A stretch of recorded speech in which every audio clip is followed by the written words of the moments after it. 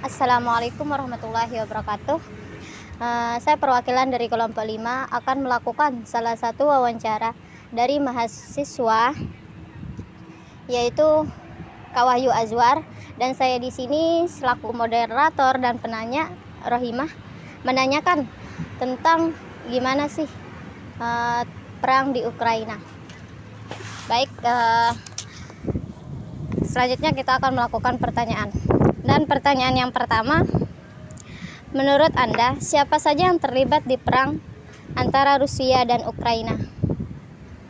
Baik, Assalamualaikum warahmatullahi wabarakatuh. Waalaikumsalam warahmatullahi wabarakatuh. Jadi menurut saya yang terlibat dari perang Rusia dan Ukraina ini sebenarnya udah banyak yang terlibat ya, terutama kalau kita berbicara di Ukraina itu yang terlibat langsung di sana itu contohnya seperti Perancis, kemudian Belgia, kemudian Jerman, dan banyak sekali. Kemudian kalau kita berbicara di Rusia itu yang secara zahirnya itu yang langsung benar-benar terlibat secara militer itu baru Chechnya. Kemudian ada Kuba, kemudian Venezuela, kemudian Belarusia, kemudian Suriah, Myanmar, kemudian tapi dari sekian negara itu hanya berupa mengirimkan bantuan senjata, logistik, makanan, dan lain sebagainya. Cuman yang secara benar-benar nyata ikut berperang itu adalah Chechnya saja itu. Sisanya lebih bentuknya itu ke sanksi. Ada yang memihak kepada yang pro dan ada yang kontra.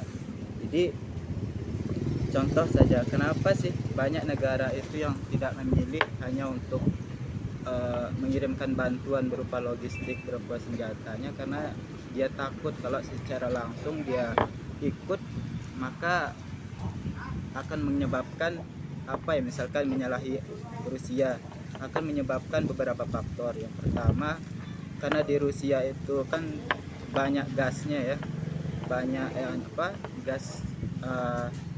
gasnya yang dibeli oleh beberapa negara Eropa, negara-negara Barat, terutama juga masalah pangan, kemudian masalah gandum itu diambil dari Rusia. Kalau seandainya benar-benar melibatkan dirinya untuk mensanksi Rusia itu, maka akan terjadi kelaparan di sana di Eropa.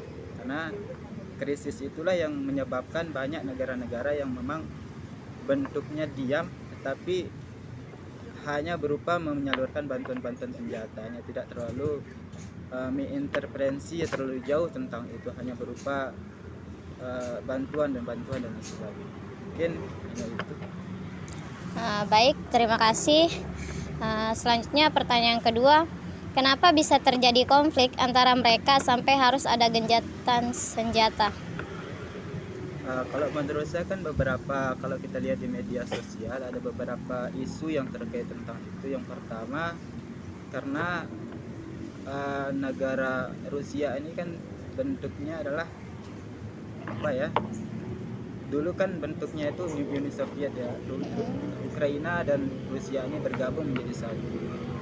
Kalau isu yang pertama itu Rusia ingin menyatukan Ukraina menjadi negara yang besar, kemudian menggabungkan Ukraina dengan Rusia. Itu isu yang pertama.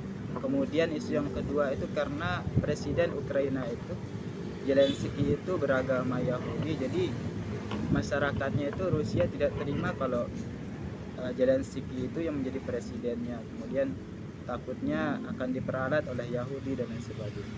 Kemudian kalau faktor yang ketiga itu karena memang Rusia tidak menginginkan Ukraina itu masuk kepada NATO. NATO ini takutnya kenapa ketika Ukraina ini masuk kepada NATO, nanti takutnya dijadikan boneka oleh Amerika, kemudian dijadikan peralat oleh Amerika itu sendiri, sehingga mengancam kedaulatan negara Rusia itu sendiri. Itu mungkin penyebabnya ya.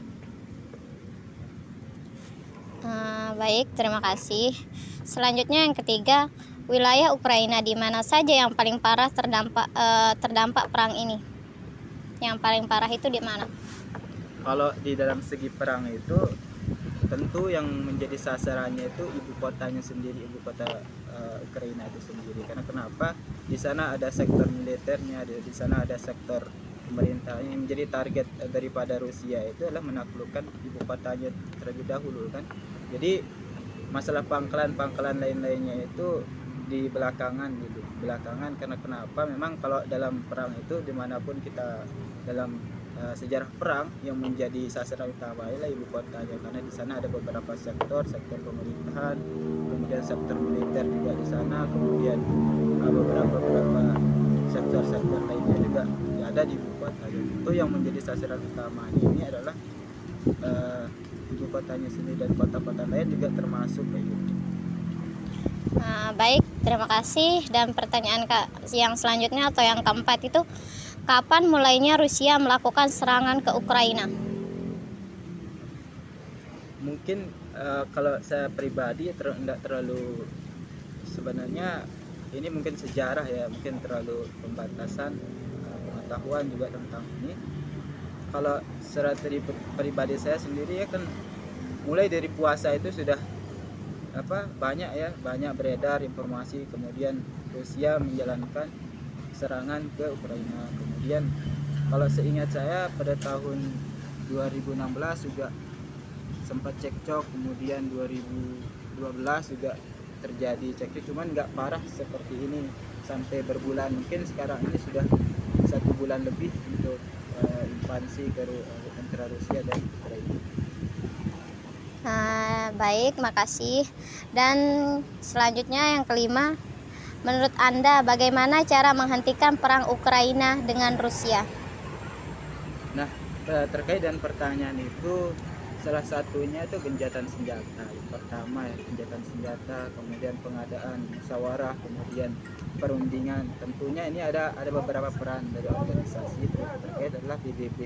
PBB ini kan sifatnya bagaimana sih caranya mendamaikan kedua belah negara ini, kemudian dibawa ke meja bundar. Saya teringat dulu ketika Belanda dan Indonesia sempat melakukan agresi ke Indonesia pada tahun 1947 sampai 48, itu PBB terlibat langsung dari pihak itu, kemudian membawa antara Belanda dan Indonesia ini ke meja bundar di Den Haag pada tahun 1948. Jadi ini merupakan peran penting juga daripada PBB ini untuk mendamaikan kedua negara ini, terutama Indonesia.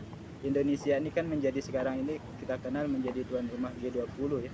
G20 yang mendatangkan dua negara ini, mudah-mudahan apa yang dilakukan oleh Indonesia ini di Bali nanti di G20 ini bisa untuk setidaknya meredam konflik antara Rusia dan Ukraina itu dengan beberapa metode-metode, kemudian berbagai perjanjian.